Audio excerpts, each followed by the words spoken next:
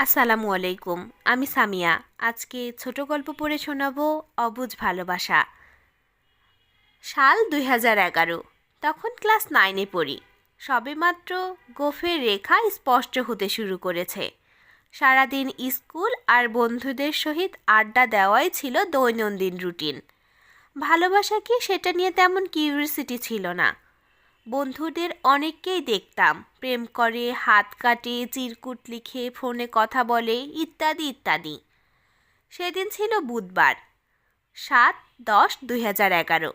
তাকে আমি প্রথম দেখি আমাদের ক্লাসের সামনে নিম গাছে হেলান দিয়ে দাঁড়িয়ে আছে আর কার সাথে যেন কথা বলছে আর হাসছে। আমি লক্ষ্য করলাম হাসলে ওর বাম গালে অনেক সুন্দর একটা টোল পড়ে, যা আমাকে ওই দিন বেশি মুগ্ধ করেছিল। তারপর থেকে যতই দিন যেতে থাকলো আমার ততই মেয়েটিকে ভালো লাগতে থাকে।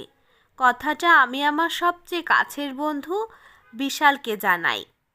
বিশাল হয়তো ক্লাসের কারো সাথে কথাটা শেয়ার করে, আর পরে বিশেষ করে আমার আলামিন চাচার গার্লফ্রেন্ড, অর্থাৎ যাকে আমি স্যার ম্যাডামদের সামনেই চাচি ডাকতাম, তারপর আমি যাকে চাচি বলি, তিনি আমাকে একদিন ডেকে বললেন, পছন্দ করো বলো না কেন?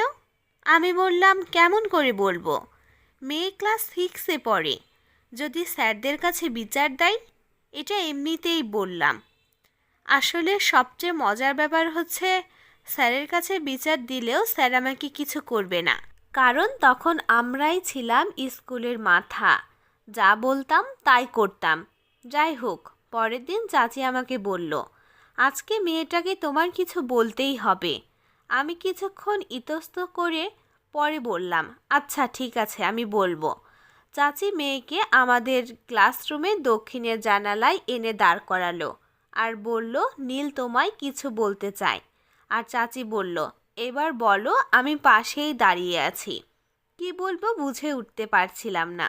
ওইদিকে মেয়েটা বারবার জিজ্ঞাসা করছে, কি বলবেন বলেন। আমি বললাম, না মানে।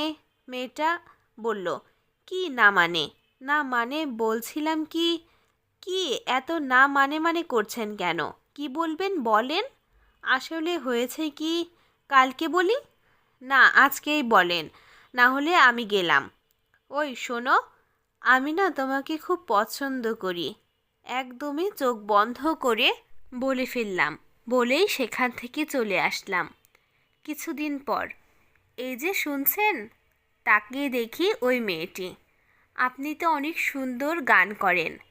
আমি সুন্দর গান করি কে বলেছে তোমায়? কেউ বলেনি। আমি দেখেছি, ওই যে সেদিন স্যারের সাথে আপনাদের ক্লাসে গানের প্র্যাকটিস করছিলেন। ও আচ্ছা, সেদিন জানি কি বলেছিলেন? কি বলেছিলাম শুনতে পাওনি? হ্যাঁ শুনেছি তো। তো উত্তরটা কি? জবাবে কিছু বলছে না, মাথা নিচু করে আছে। হয়তো লজ্জা পেয়েছে। কি হলো, কিছু বলো। কি বলবো? ভালোবাসি তোমায়, এটাই বলো। না, পারবো না। না, বলতে হবে। মেয়েটি দৌড়ে চলে গেল। বহু কষ্টে মেয়ের ফুপুর ফোন নাম্বার জোগাড় করলাম। কিন্তু এখন ফোন করব কি দিয়ে?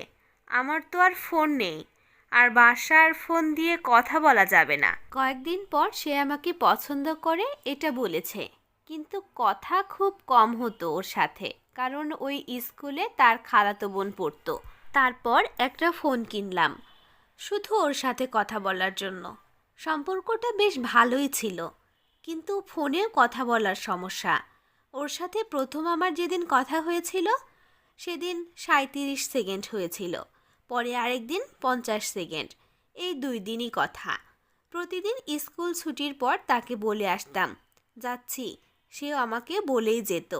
এভাবেই আমি ক্লাস 10-এ উঠে গেলাম।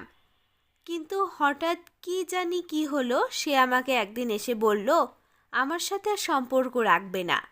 আমি স্কুলের পেছনে গিয়ে খুব কেঁদেছিলাম।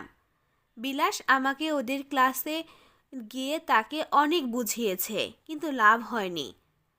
ও আমাকে ডিরেক্ট বলে দিয়েছে আমার সাথে কোনো সম্পর্ক রাখতে চায় না। কিন্তু কেন, তা আমি আজও জানি না। আমি বারবার জিজ্ঞাসা করেছিলাম, কেন সম্পর্কে রাখতে চাও না? সে আমাকে কিচ্ছু বলেনি। আমার মতো আরও অনেকেই এই প্রশ্নটা করে থাকেন, কেন ছেড়ে গেল? আমার কি কোনো দোষ ছিল? যারা চলে যায় তারা একটা কথাই বলে যায়, আমি জানি না কেন এ কথা বলে যায়, তারাই জানে আর ওপরওয়ালাই জানে। গল্পটি ইন্টারনেট হতে সংগৃহীত। গল্পটি যদি একটু ভালো লেগে থাকে তাহলে লাইক, কমেন্ট এবং শেয়ার করতে ভুলবেন না। এমনই হাজারো গল্প শুনতে আমাদের চ্যানেলটি সাবস্ক্রাইব করে আমাদের চ্যানেলের পাশেই থাকবেন। আমাদের জন্য সবাই দোয়া করবেন এবং আমাদের জন্য ভালোবাসা দিবেন। আল্লাহ হাফেজ।